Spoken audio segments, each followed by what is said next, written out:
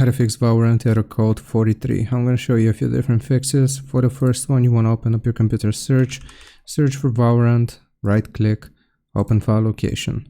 Now from here, what we want to do is right click on Valorant yet again, show more options, and then go into properties.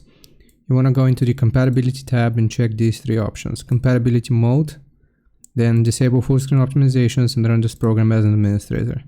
Click on apply, click on OK. Alright, so once you do this, this is going to be the first method. We can proceed to the second method. The second one will be opening up our computer search again, searching for services. Click on services. Here, click on any service, and you want to type V, so you find VGC, right click, go to properties.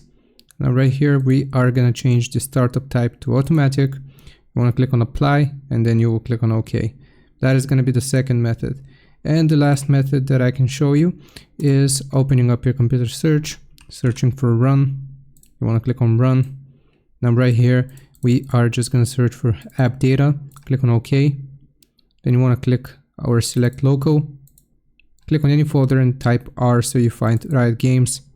Then Valorant, config, and you want to delete this file, riot client settings.yaml. Right click and you will just delete this. I hope this helps. Leave a like and sub, and I'll see you next time.